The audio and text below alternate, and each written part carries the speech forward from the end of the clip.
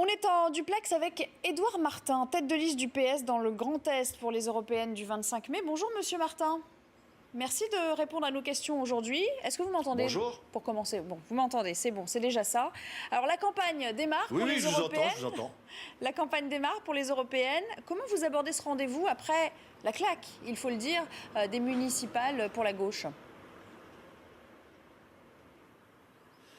Écoutez, moi j'aborde la campagne par un travail de proximité, expliquer l'Europe, faire de la pédagogie, être au contact des citoyens, au plus près des terrains. Et c'est, même si c'est le lancement officiel aujourd'hui, depuis le 18 janvier, Catherine Trottmann et moi-même, nous avons parcouru des milliers de kilomètres. Nous avons été partout dans le Grand Est et on va continuer ce travail de proximité, expliquer les enjeux de l'Europe et expliquer qu'effectivement, les politiques d'austérité aujourd'hui, malheureusement, ne sont pas uniquement une spécificité française, mais qu'il faut réorienter l'Europe pour que on puisse lâcher de la bride et faire un peu les investissements nécessaires pour relancer l'emploi et l'économie. Alors, je ne vais pas vous l'apprendre, mais les Français sont de plus en plus sceptiques et déçus aussi par l'appareil européen. L'Europe qui est désormais majoritairement vécue comme une source de crainte pour 40% des Français, selon un tout dernier sondage pour BVA. Comment faire donc aujourd'hui pour remobiliser cet électorat ? Essayer d'expliquer, alors c'est certes, ça va pas être facile, essayer d'expliquer que le 25 mai prochain, la démocratie va jouer à plein parce que le bulletin de vote que mettront chaque citoyen dans l'urne va avoir une importance capitale.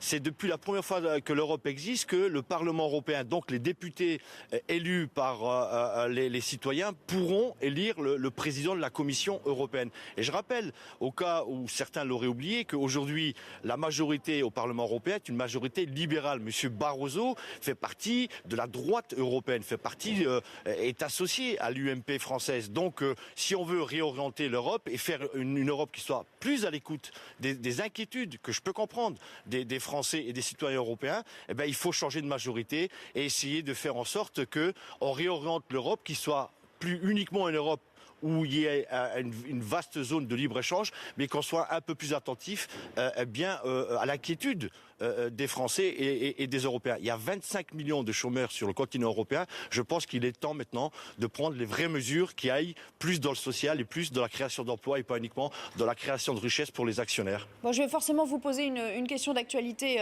immédiate puisqu'on est à 24 heures du discours de politique générale de Manuel Valls. Le cap maintenu par le président, notamment sur le pacte de responsabilité. On sait que beaucoup à gauche du PS sont sceptiques. Qu'est-ce que vous en pensez, vous ?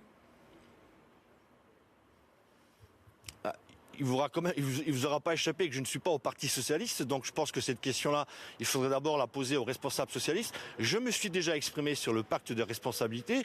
Je trouve que c'est pas la bonne orientation. Je pense que aujourd'hui, il faudrait demander à M. Gattaz ce qu'il pense lui des résultats des élections municipales, parce que si c'est une claque pour le gouvernement actuellement, c'est aussi une claque qui est envoyée au patronat français, qui ne demande que des baisses de charges, des baisses de charges, des baisses de charges. Donc moi, je fais partie de ceux qui sont fatigués de faire des cadeaux au monde des grandes entreprises, des multinationales. Je pense que l'argent, maintenant, il faut plutôt l'orienter vers les petites et moyennes entreprises qui, elles, n'ont aucune volonté de délocaliser, qui, elles, n'ont pas, comme religion uniquement de verser des dividendes aux actionnaires, mais c'est elles qui créeront les emplois dont nous avons besoin demain. Donc, il faut maintenant aussi relancer la consommation par le pouvoir d'achat.